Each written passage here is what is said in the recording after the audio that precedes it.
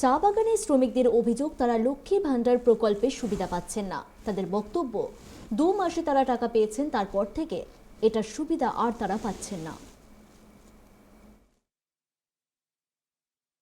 ডুয়ার্সের চা বাগান এলাকায় চা শ্রমিকদের জন্য চিন্তাভাবনা শুরু করেছে রাজ্য সরকার, যেমন চা সুন্দরী প্রকল্প, লক্ষ্মী ভান্ডার সহ বিভিন্ন প্রকল্প।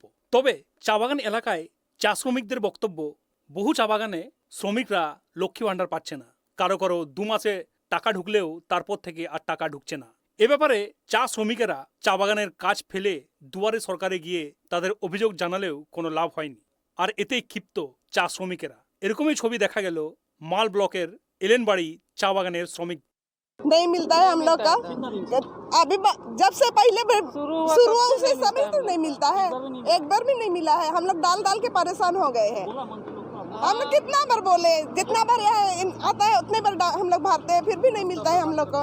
फिर हम लोग का यहाँ पे रास्ता का बहुत असुविधा है। जो कोई बीमार हो जाता है ले जाते हैं, उस लेते लेते डेथ हो जाता है, तो उसके लिए भी हम लोग को रास्ता चाहिए। हॉस्पिटल भी बहुत खराब है, दवाई सब ठीक नहीं है, हम लोग को तो ये सब चाहिए ना।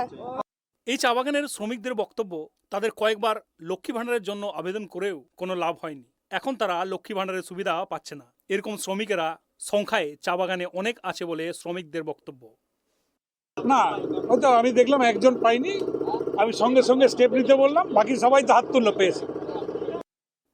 এ ব্যাপারে শ্রম মন্ত্রী মলয় ঘটক জানিয়েছেন, এরকম 1-2 জন হতে পারে, সে ব্যাপারে খোঁজ নিয়ে দেখা হচ্ছে। তবে শ্রমিকদের দাবি 1-2 জন নয়, অনেকেই চা বাগান এলাকায় লক্ষ্মী ভান্ডার পাচ্ছে না।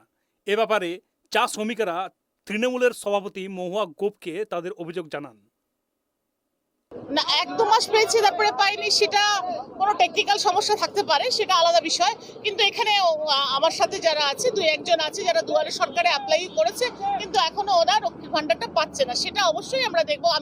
আমাদের ওই লিস্ট করে যে দুয়ারে সরকারে ওরা অ্যাপ্লাই করেছে, কোনো কিসের জন্য হচ্ছে না, কারণ অনেক সময় অনেক রকম ডকুমেন্টসের জন্য এটা আটকে থাকে। সেটা ক্লিয়ার করার জন্য আমি ওই জন্য তাদের নাম এবং লিস্টটা চেয়েছি, যে কজন পাইনি। এলেনবাড়ি টি স্টেটে যে মহিলারা এখনো পর্যন্ত লক্ষ্মীর ভান্ডার পায়নি, তারা দুয়ারে সরকারে যারা অ্যাপ্লাই করেছে তাদের কাছে লিস্ট চাওয়া হয়েছে। এবং আজকে এখানে এলেনবাড়ির জন্য আরেকটা খুশির খবর যেটা আছে, সেটা হচ্ছে যে প্রত্যেকটা বাগানে যে ক্রেশ তৈরি হচ্ছে, আমাদের জলপাইগুড়ি জেলায় আরও 8টি ক্রেশের মাননীয় মন্ত্রী মলয় ঘটক বললেন যে আরও 8টি ক্রেশের কোন বাগানে প্রয়োজন আছে সেই তালিকা এখানে সংগঠন তৃণমূল চা বাগান শ্রমিক সংগঠনের পক্ষ থেকে উনি করে দিতে বলেছেন আজকেই।